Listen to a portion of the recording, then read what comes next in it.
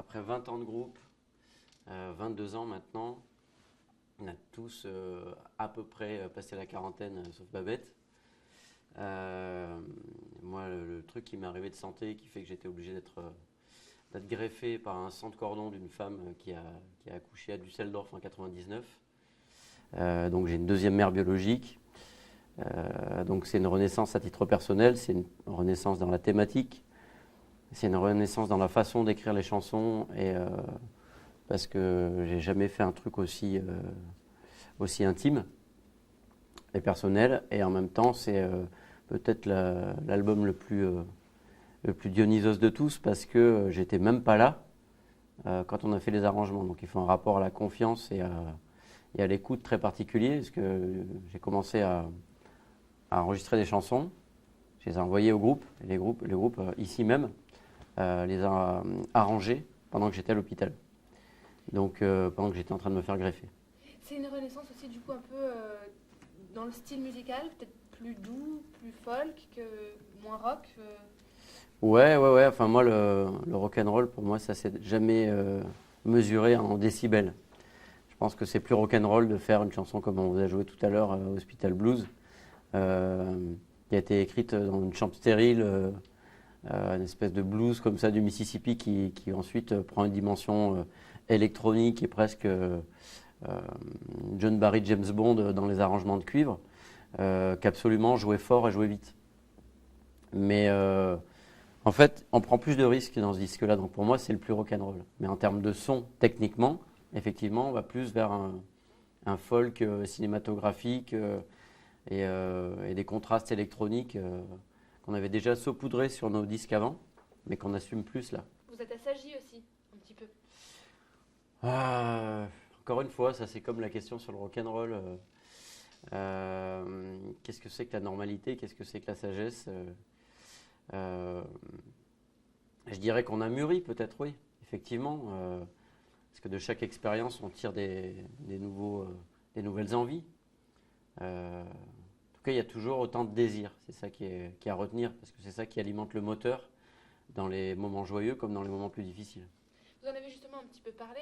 Comment est-ce qu'on écrit un album depuis un lit d'hôpital? Eh ben, on s'applique. En fait,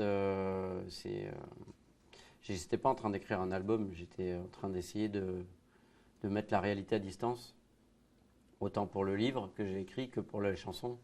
C'était un peu tous les jours, pas à pas, comme une espèce de travail de marathonien finalement. C'est-à-dire que tous les jours, il y avait plein de choses qui m'arrivaient en termes de sensations, et j'essayais d'en faire une matière première. Et c'est quand j'ai commencé à aller mieux que j'ai commencé à vraiment cristalliser ça et à me dire ok, c'est un disque, c'est des chansons, c'est un livre et je connecte l'ensemble. Finalement, c'est un peu la musique qui vous a sauvé? Ouais, c'est un ensemble de choses. La musique, ça m'a aidé. Écrire, ça m'a aidé. Après, ce qui t'aide le plus, ça reste quand même les proches. Mon amoureuse, la famille, les amis, donc le groupe. Et évidemment les soignants qui ont été extraordinaires. Et après, il y a toujours, c'est une somme de petites choses qui paraissent dérisoires, mais le fait de ne pas s'abandonner à une fatalité, avoir une certaine liberté encore avec le fait de pouvoir écrire, imaginer, c'est un vrai engagement aussi. C'est pas seulement ah oui, s'échapper du réel ou ah oui, c'est comme ça. C'est un vrai truc, c'est un vrai truc de tous les jours pour rester soi-même en fait. Est-ce que vous pouvez juste revenir un petit peu sur techniquement comment vous avez fait pour écrire depuis l'hôpital, comment vous passiez les musiques, enfin voilà, comment vous avez travaillé réellement concrètement? En fait, j'ai enregistré donc 8 chansons entre les 2 hospitalisations. Guitare, voix, ukulélé, voix avec un clic. J'ai envoyé au groupe. Et pendant que le groupe était ici, moi j'étais à l'hôpital et eux ils travaillaient sur les arrangements ici. Ils vous les renvoyaient à chaque fois? Voilà. Et du coup, moi ça me stimulait parce que ça me donnait des idées pour les autres chansons. Et moi pendant ce temps, je faisais des chansons à l'hôpital que je leur envoyais aussi. Mais là qui était vraiment en mode maquette, quoi, complètement, quoi.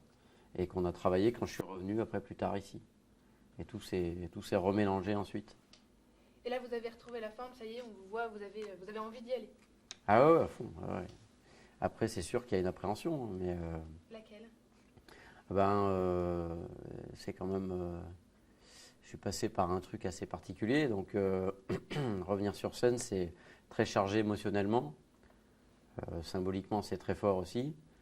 Donc il y a une grosse envie, un gros désir, une excitation, et en même temps, il y a un trac qui est encore plus fort qu'avant, parce que ça a encore plus de sens qu'avant, parce que, parce que toutes les belles choses sont encore plus précieuses maintenant, et les mauvaises font encore plus peur qu'avant. Tout est exacerbé, donc il y a ce côté-là qui est un peu impressionnant, mais qui est chouette. C'est un nouveau challenge, c'est une nouvelle aventure. Et c'est ça aussi qui est génial, c'est que on est quand même là pour vivre des histoires extraordinaires. C'est quoi la vie sinon si on est... Donc bon, moi j'ai eu à vivre une histoire extraordinaire avec quelque chose de pas bien dedans, avec une montagne un petit peu à escalader. Et maintenant, je suis encore dans l'élan, dans cette adrénaline-là et je veux profiter. Et puis je veux partager aussi. Parce que c'est ça aussi qui est dur quand on est hospitalisé, c'est l'isolement. Et j'ai envie de pouvoir continuer de partager avec le groupe, avec le public et aussi tout simplement avec mes proches parce que c'est eux aussi qui écoutent les chansons, qui lisent le livre, qui viennent voir sur scène et même de faire un retour aussi chouette avec les soignants parce que